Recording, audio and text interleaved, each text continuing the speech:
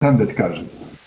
Ljudi generalno znaju svi da, ajde, ne mogu da kažem, Majo, da malo nisi normalno, to ne mogu da kažem. Ja sam odlična. Kakvi ste vi, ja sam zlatna, druže moji. To ja sad hoću da kažem. Kakvi smo mi? Ali ti si zlato.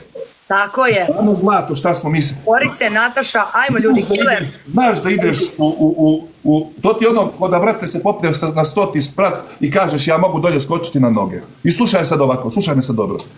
I oni ti svi govore ne možeš skočiti na noge, to je 100 metara, ne možeš skočiti na noge. I slušaj ovo si ti 100 metara, ne možeš skočiti na noge. A ja govorim, ne ja, nego ti muškarci, govore mogu skočiti na noge. On skoči sa 100 sprata, polomi se ko pička, jedva ga vrate u život, oporave ga, ne zna se šta mu sve ne urade. On dođe, čovječe Božji, posle ne znam nija koliko vremena opet dođe na zgradu i hoće da skoči. Kažem, a šta, i u kome je onda problem? Objasni. U nama. Problem onda? Nama, veruj mi, svima nama. Konačno priznanje sam dobila, tako reci. Jeste, u svima nama, jasno ko dan. Tako reci da ne misli ovaj narod da ja nisam normalna, tako reci čovek. Jasno, bez greške ikakve, veruj mi, bez ikakve greške. Ja, gde je Vesna, reci mi?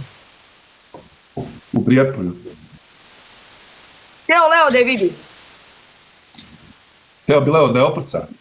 Pa ne znam, nešto mi se Leo... Lea, Keca, ajmo ljudi, ajmo molim da dobijemo, znači izgubila sam 2 puta, igramo na 5. Možda bi mogli neđe da ih odvedemo na parenje, ali poslaćemo nekoga da ih odnese gdje treba, da ne budemo ja i ti tu.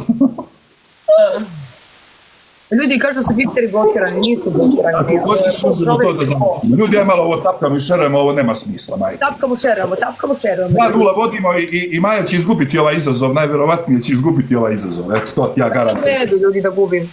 Dajte